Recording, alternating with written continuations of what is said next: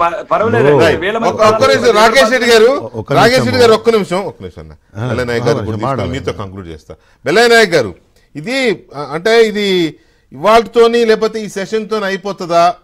ఏది ఇట్లా ఆయనను ఆ సీఎం స్థానంలో రేవంత్ రెడ్డి గారిని చూడలేని పరిస్థితి. ఎందుకంటే మహేశ్వర్ రెడ్డి గారి మాటలు కూడా విన్నా కదా, అనుభవం లేదు అని 10 సార్లు అన్నాడు.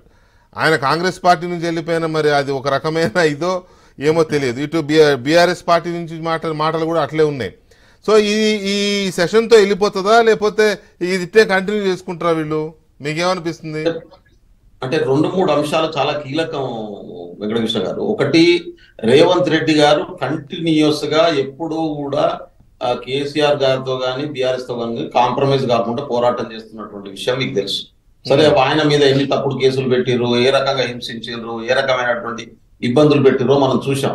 వాళ్ళకి ఏంటంటే తెలంగాణ రాజకీయ వ్యవస్థ అంతా కూడా కేసీఆర్ కనుసన్నలో నడవాలి అనేటటువంటి దురాశతోనూ ఉన్నారు.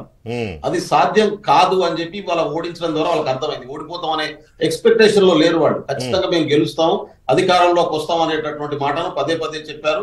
దానికి అన్ని రకాల ప్రయత్నాలు చేశారు. కానీ తెలంగాణ ప్రజలు రేవంత్ రెడ్డి గారి నాయకత్వంలో బీఆర్ఎస్ ను ఓడించి వాళ్ళ కాంగ్రెస్ పార్టీ ప్రభుత్వాన్ని తీసుకొచ్చారు. అది జీర్ణం కావట్లేదు. అందుకనే వాళ్ళు చేస్తున్నటువంటి ప్రయత్నం ఏంది, ఇప్పుడు చాలా స్పష్టంగా కొంత టైం పడుతుంది వాళ్ళకు. రేవంత్ రెడ్డి గారిని మనం ఏమీ చేయలేము అనే విషయం అర్థం కావడానికి కొంత టైం పడుతుంది. ఎందుకంటే ఆయన నిక్కచ్చగా పోతున్నాడు, ప్రజాకోణంలో పోతున్నాడు, ఒక ప్రజాస్వామ్య బద్దమైనటువంటి పాలనతో ముందుకు పోతున్నాడు.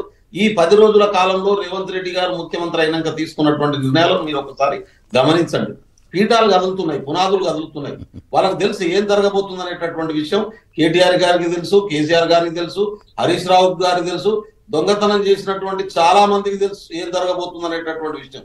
పాలన ఎట్లా ఉండబోతుంది అనేటటువంటి విషయంలో కూడా చాలా స్పష్టత ఇప్పటికే ఒక కంక్లూజన్కి వస్తున్నారు. నేను చెప్తా ఉన్నాను, గుర్తుపెట్టుకోండి, మీకు ఇది అతిశయోక్తి కాదు. రేవంత్ రెడ్డి గారు ముఖ్యమంత్రిగా కొనసాగితే చాలా మంది వ్యక్తిగతంగా ఇబ్బంది పడాల్సిన అవసరం వస్తుంది అనేటటువంటి భయాల్లో దోసుకున్న వాళ్ళంతా ఉన్నారు. వాళ్ళ అధికారులు ఉండొచ్చు, వాళ్ళ రాజకీయ నాయకులు ఉండొచ్చు, వాళ్ళు ఏ పద్ధతిలో ఏ దోపిడీ చేశారో, ఎట్లా అక్రమాలు చేశారో వాళ్ళందరికీ భూమి కింద పాదాల కింద భూమి కదులుతా ఉన్నది. అది చాలా మందికి తెలుసు, వాళ్ళకి అర్థమవుతా ఉంది. ఎందుకంటే ఆయన పోతున్నటువంటి పద్ధతిలోనే అర్థమవుతుంది. అందుకనే ఆయనను డ్యామేజ్ చేద్దాం అనేటటువంటి పద్ధతిలో చాలా రకాల ప్రయత్నాలు జరుగుతున్నాయి. కేటీఆర్ గారికి జీర్ణం కావడానికి, హరీష్ రావు గారికి జీర్ణం కావడానికి పదే మేము 39 మంది తెలియదా? 39 మంది గెలిచింది కాంగ్రెస్, 64 మంది వచ్చింది జనాలకు తెలియదా? కానీ